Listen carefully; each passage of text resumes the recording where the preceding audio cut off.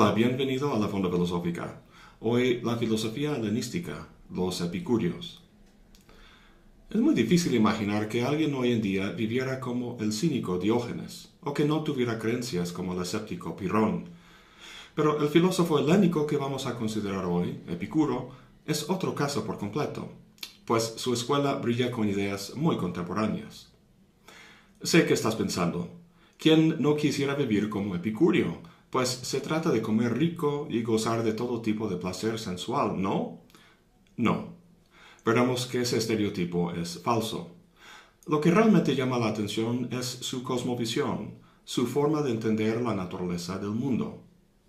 Siguiendo a Demócrito, dice que lo único que realmente existe son átomos volando en un inmenso espacio vacío, y que todo lo que percibimos, amamos y tememos en esta vida no son más que combinaciones perecederas de los mismos. Concedía que los dioses existen, pero que no tienen el más remoto interés en nosotros. Entonces no hace falta hacerles sacrificios ni temerlos. Lo único que tiene sentido en este escenario es buscar placer y no temer la muerte. Sus ideas fueron escandalosas para su época, tanto para los paganos grecorromanos como para los judíos y cristianos. De hecho, en el Mishnah, una antigua compilación de las leyes de los judíos, los herejes, los no creyentes, se llaman epicoros, que se deriva del nombre de nuestro filósofo. Eso de átomos y el vacío suena medio escalofriante, y pues es fácil ver cómo eso cae mal a una sensibilidad religiosa. Pero el genio de Epicuro estriba en cómo deriva de ese desolado escenario principios para una vida plena y significativa. Hablaremos con mucho detalle de la teoría epicúrea y sus consecuencias prácticas. Pero antes de empezar con ello, quisiera hablar un poco de cómo sus ideas han llegado a nuestras manos. Puedes ir a una biblioteca y encontrar libros sobre el epicureísmo sin problema, pero seguramente no tienes idea de la minúscula probabilidad de que sus ideas sobrevivieran el tránsito del tiempo. Para apreciar eso, quiero reflexionar un momento sobre el Internet. Hay dos cosas que sabemos del Internet. Primero, que la gran mayor parte de lo que se encuentra ahí es basura. Y dos, que una vez subido algo, es casi imposible eliminarlo del ciberespacio. Lo contrario fue el caso en el mundo antiguo. No existían blogs o cuentas de Twitter en los que cualquiera, sin costo alguno, podría contar el aspecto más trivial de su existencia. Si uno quería plasmar algo en un medio físico, había más o menos tres opciones: tablillas de barro, piedra o papiro. Como puedes imaginar, era un proceso tardado y costoso, así que solo datos e ideas importantes se plasmaban. Siendo la piedra muy duradera, han sobrevivido muchos de los textos que los egipcios y mesoamericanos escribieron. Pero los textos que nos interesan en este video, los del mundo helénico, se escribieron en papiro, sustancia que se deshace fácilmente con el paso del tiempo. De hecho, los únicos manuscritos originales que tenemos del mundo propiamente grecorromano los debemos a la famosa erupción del monte Vesubio en el año 79 a.C., que sepultó las ciudades de Pompeya y Herculano. En Herculano, una de las villas que excavaron contenía una biblioteca de rollos de papiro. Aquí vemos uno de ellos. Por cierto, nuestra palabra volumen, refiriéndose a libros, viene de una palabra griega que significa cualquier cosa enrollada. Aquí vemos el mismo rollo desenrollado y luego limpiado y restaurado. Entre los rollos recuperados en Herculano son varios fragmentos de una obra que se llama Sobre la naturaleza, del propio Epicuro. Por un catálogo antiguo sabemos que esa obra constaba de 37 volúmenes o rollos, de los que solo tenemos unos fragmentos. Es impresionante y muy triste la cantidad de obras del mundo antiguo que se han perdido. Por ejemplo, de los 200 obras de teatro que escribieron Sófocles y Esquilo, solo tenemos 14. Piensa en eso la próxima vez que tuitees algo. Afortunadamente no hace falta tener los originales, ya que muchas obras fueron copiadas una y otra vez a lo largo de los siglos. Además de los fragmentos originales, hay copias de 3 cartas de Epicuro que Diógenes Laercio reprodujo en el siglo III después de Cristo en su célebre libro sobre la vida de los filósofos ilustres. y también copias de un par de colecciones de citas de Epicuro. Pero la mejor fuente de sus ideas no es el propio Epicuro, sino uno de los más célebres textos del mundo antiguo, De Rerum Natura, sobre la naturaleza de las cosas, escrito por Lucrecio, un romano que vivía entre el 99 y 55 a.C. El texto es un poema dividido en 6 libros que expone el pensamiento de Epicuro para un público romano. Cicerón lo llamaba brillante y sumamente artístico. Ovidio dijo que los versos del sublime Lucrecio permanecerán hasta el fin del mundo. Obviamente el libro fue discutido con interés en el mundo romano, pero conforme se desarrollaba el cristianismo, se trataba menos y menos. El último comentario que se encuentra en el registro histórico de la antigüedad es a finales del siglo III después de Cristo, de la mano de San Jerónimo. Hablaba de cómo Lucrecio se había suicidado por un hechizo amatorio, tachando por implicación la filosofía expuesta en el libro de Lucrecio. Y luego un silencio que duró más de 1000 años. La caída del Imperio Romano fue un largo proceso, pero a finales del siglo V ya se había desaparecido en Occidente, aunque continuaba durante 1000 años más en el Oriente Próximo, con su centro en Bizancio, luego llamado Constantinopla, y luego con la conquista de los turcos otomanos, llamado Istambul. Pero en Occidente las luces del mundo antiguo se apagaron en mayor parte, aunque no desapareció todo rastro de su pensamiento, ya que los monasterios guardaban en sus bibliotecas copias de muchos de los tomos de la antigüedad.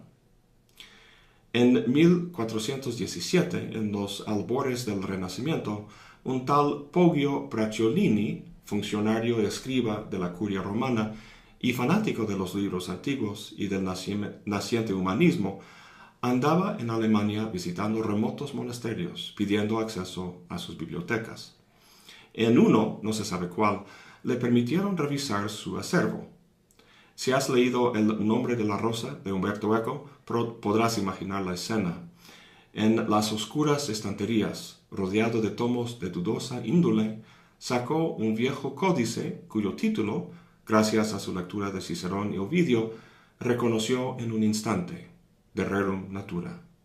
Una de las perlas del mundo antiguo había renacido justo a tiempo, en el propio Renacimiento europeo. Pidió a un escriba del monasterio que le hiciera una copia. De esa copia se hicieron más, y así poco a poco el sistema entero de Epicuro se dio a conocer a un mundo listo para su enseñanza. En el materialismo de Maquiavelo y Hobbes, en la mentalidad de Galileo, que se atrevió a cuestionar el dogma de la Iglesia, en el empirismo de Locke con sus implicaciones políticas, y en los pensadores de las revoluciones francesas y americanas, encontramos el aliento filosófico de Epicuro. No quiero decir que el descubrimiento de este libro de Lucrecio cambió todo. Hubo muchos factores en la conformación de nuestro mundo moderno, pero su influencia es innegable. Lo que las ideas de Epicuro propician, muy a la mano con el mismo espíritu del Renacimiento, es la posibilidad de centrarse en las cosas de este mundo, en vez de ángeles y demonios y causas inmateriales, de cuestionar la autoridad y el dogma, de ver el ser humano como parte integral del orden natural y continuo con él, de ver nuestro mundo y su sol como pequeños elementos en un universo infinito, de vivir de forma ética sin hablar de recompensas o castigos en una vida posterior, y de contemplar sin miedo la muerte del alma. Suena muy bien todo esto, ¿no? Pues pasemos a ver cómo Epicuro plantea su cosmovisión. Por cierto, todo eso del descubrimiento del libro de Lucrecio lo tomé de este libro, The Swerve, de Stephen Greenblatt. Lo recomiendo muchísimo. Primero, unos datos biográficos. Epicuro nació en la isla de Samos, en el Egeo, en el año 341 a.C., 7 años después de la muerte de Platón. Estudió las ideas de Demócrito y de Platón y tras unos intentos de formar escuelas, llegó a Atenas en 306 y poco tiempo después formó una comunidad filosófica que se llamaba El Jardín. Como hemos visto hasta ahora con la filosofía helenística, La preocupación básica es práctica, cómo vivir bien. Cualquier reflexión teórica se hace en aras de algún beneficio para la vida práctica. En el caso de Epicuro, la cuestión de la buena vida es muy fácil. Consiste, a grosso modo, en cultivar placer y evitar dolor. ¿Hacía falta que un filósofo nos dijera eso? ¿No vemos esa conducta en todo ser humano, incluso en los animales? Pues sí. El problema es que hay diversas maneras de buscar placer y evitar dolor, la mayoría de las cuales conducen a resultados no del todo óptimos. ¿Sería buena una vida que se pasara en borracheras y evitando siempre ir al dentista? Pues no. Veremos más adelante qué dice Epicuro sobre la naturaleza del placer, pero más interesante de momento es el dolor. Muchas veces, aunque estemos rodeados de cosas placenteras, el dolor impide que las disfrutemos. ¿A qué tipo de dolor me refiero? No tanto el dolor físico como el mental, específicamente el miedo. Para Epicuro, lo que más impide que uno tenga una vida placentera es el miedo a los dioses y a la muerte. ¿Te acuerdas en El Mago de Oz el terror que el gran mago le causaba a Dorotea y su banda, pero que luego no era más que un viejito tras una cortina jalando palancas? Epicuro hace algo parecido con nuestros miedos, pero para poner a los dioses y la muerte en su lugar, tiene que explicar la naturaleza del cosmos. Eso lo hace acudiendo al atomismo de Demócrito. En el fondo, la realidad consiste en átomos moviéndose en un espacio vacío. Ahora, no fue hasta el siglo XIX que la ciencia probó la existencia del átomo. Entonces, ¿cómo llegaron Demócrito y Epicuro a esta conclusión? Pues cualquiera por su alrededor ve cuerpos en movimiento, pájaros volando, coches pasando, gente caminando. Dado que están en movimiento, tiene que haber un espacio en que se mueven. Eso Epicuro lo llama el vacío. Ahora, sabemos por experiencia que los cuerpos que vemos son compuestos. Un edificio es un compuesto de ladrillos, un cuerpo humano de células, etc.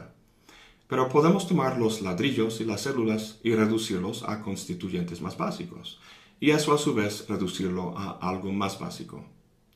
Dice Epicuro que ese proceso tiene que terminar en algún punto, en algo que no puede reducirse más, ya que si no, los cuerpos simplemente desaparecerían. Este constituyente básico se llama átomo.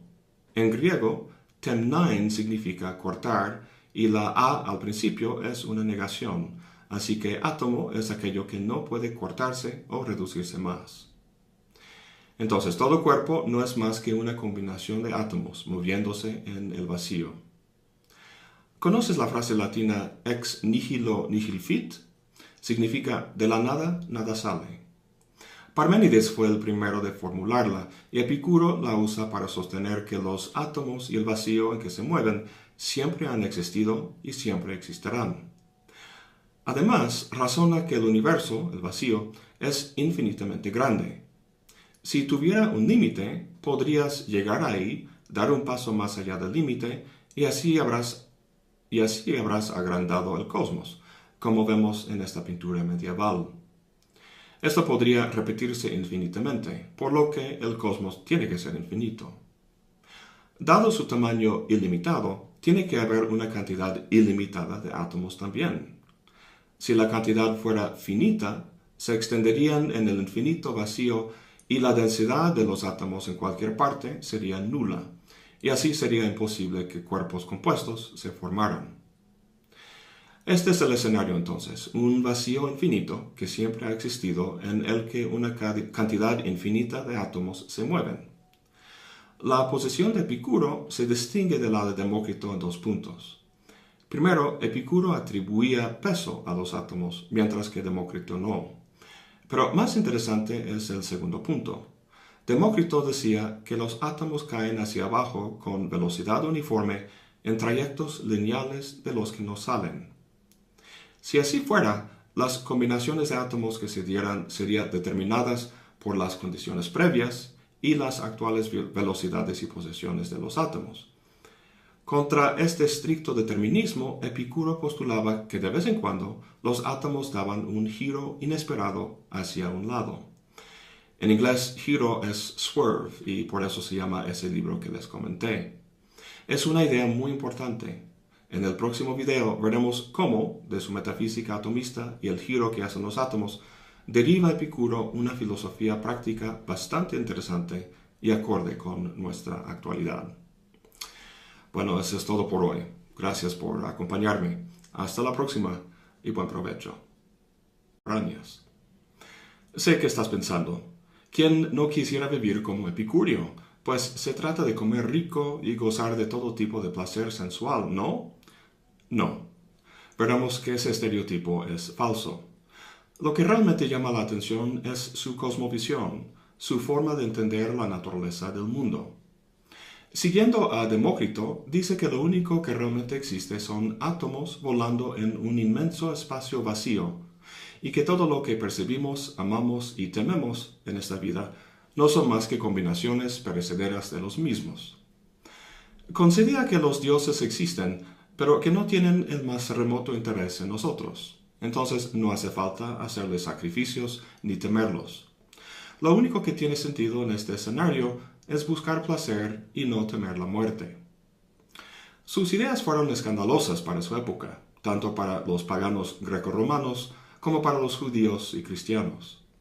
De hecho, en el Mishnah, una antigua compilación de las leyes de los judíos, quisiera hablar un poco de cómo sus ideas han llegado a nuestras manos. Puedes ir a una biblioteca y encontrar libros sobre el epicureísmo sin problema, pero seguramente no tienes idea de la minúscula probabilidad de que sus ideas sobrevivieran el tránsito del tiempo. Para apreciar eso, quiero reflexionar un momento sobre el Internet. Hay dos cosas que sabemos del Internet. Primero, que la gran mayor parte de lo que se encuentra ahí es basura. Y dos, que una vez subido algo, es casi imposible eliminar.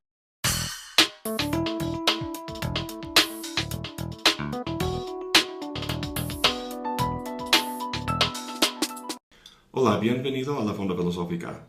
Hoy la filosofía helenística, los epicúreos. Es muy difícil imaginar que alguien hoy en día viviera como el cínico Diógenes, o que no tuviera creencias como el escéptico Pirrón. Pero el filósofo helénico que vamos a considerar hoy, Epicuro, es otro caso por completo, pues su escuela brilla con ideas muy contemporáneas. Los herejes, los no creyentes, se llaman epicoros, que se deriva del nombre de nuestro filósofo. Eso de átomos y el vacío suena medio escalofriante, y pues es fácil ver cómo eso cae mal a una sensibilidad religiosa. Pero el genio de Epicuro estriba en cómo deriva de ese desolado escenario principios para una vida plena y significativa. Hablaremos con mucho detalle de la teoría epicúrea y sus consecuencias prácticas. Pero antes de empezar con ello,